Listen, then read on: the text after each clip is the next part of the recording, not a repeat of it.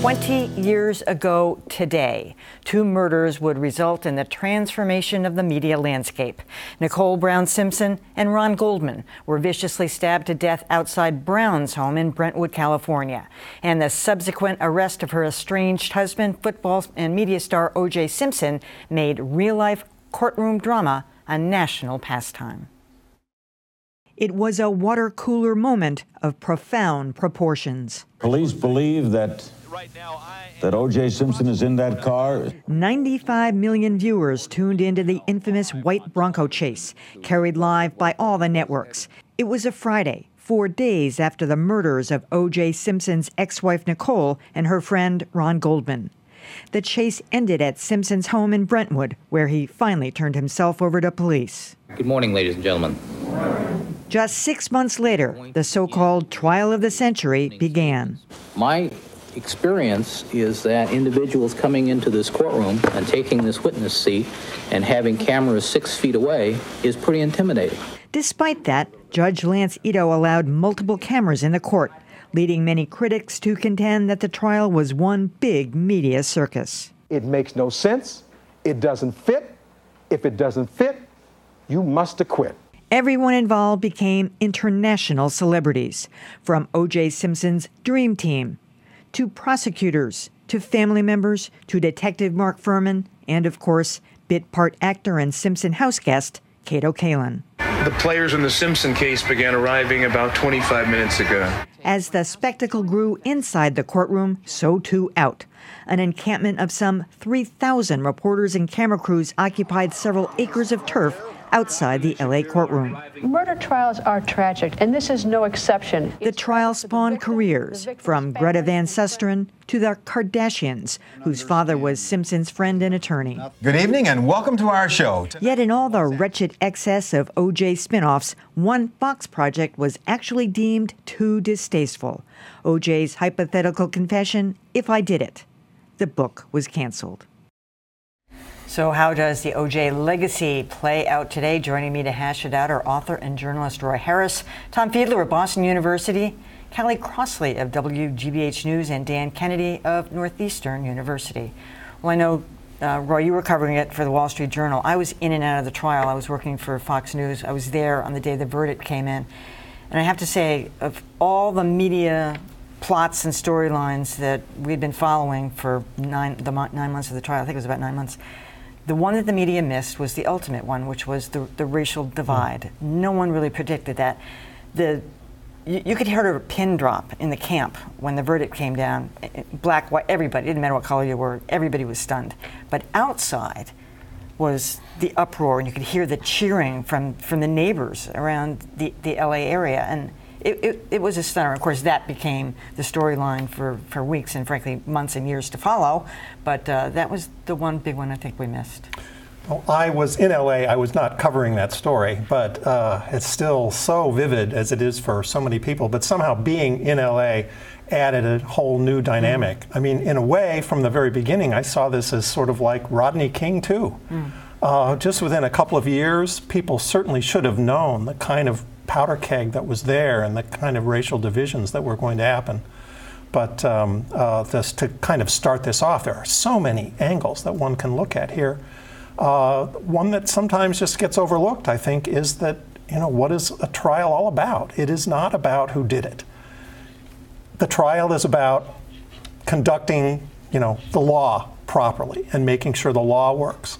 And a lot of people didn't really pay much attention to that, I'm afraid, in that trial. People were expecting something else other than, how is our system working? So we kind of saw at the end how that can really break down. But I think we should talk about the racial divisions there. Kind of forget that what a divided city that was and how we were on a powder keg there in Los Angeles. I think one of the things, though, that if you just think about how different it would be if Judge Ito had ruled that no cameras in the courtroom. What would not have happened for that case in particular, but what wouldn't have happened for generations, not generations, but for many years and many other cases ever since that time. That was transformational, is the idea that watching someone on trial was drama, and a drama that it supplanted all of the soap operas that were on television there. And I think it created an expectation among most Americans that why can't we watch these trials? And that's still a legitimate question. It is.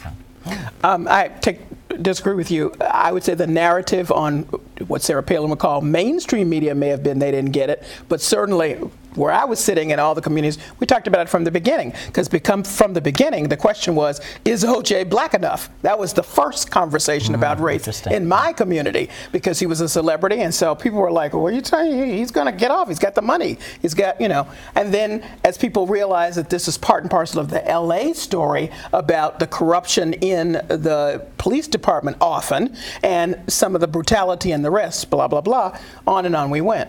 I was in California during the slow speed chase, but in San Francisco. So that was a kind of a weird space to be in California, but be watching it in a community with a really different kind of vibe, never imagining it would blow up to something else. This, for me, was transformational in two ways, because those analysis shows grew out of this. Geraldo Rivera's was the one that I watched faithfully every day. And so you got to see a whole range of people with really interesting expertise at taking on all aspects of the trial. And I thought that was extremely valuable. I wish there was a way to keep that as it had been then, and not sort of now the way it is now, with somebody says something stupid and then people with no expertise go on and on about it. But I watched that trial so closely that I got known for watching it so I was actually interviewed several times by other people about watching it so closely. The media star that we didn't mention, by the way, is Harvey Levin, who now is completely recognizable, and that was where he started out, really, as a lawyer there. The way the media handled the OJ case is freshly controversial. I mean, as recently as this week, there was this huge political upset involving Eric Cantor, and CNN decided to go ahead with their 20th anniversary special marking the chase of the Bronco along the road, which struck a lot of us as an absurd decision, because MSNBC and Fox were going with the political story. I think that in some ways the OJ trial was a setback for cameras in the courtroom. It was. Because I think that in many ways we were well on our way to trials routinely being on TV. And because the OJ trial was seen in some respects as a media fiasco, Judge Ito in particular took a lot of criticism for playing to the cameras. I think it really slowed things down, and here we are 20 years later, we still can't get cameras in federal courts. I know, it's a good point, because we had cameras in the courtroom here in 1980. What it really did was put Court TV out of business, because everybody carried the trial. There was no reason to watch Court TV, and they had been covering salacious trials up until then, but suddenly you had every network going, CNN in particular, going live with OJ, and that was really the end of Court TV. And Court TV had, I think, a more legitimate approach. They actually had experts who would look at both sides and say, well, what are we really covering here?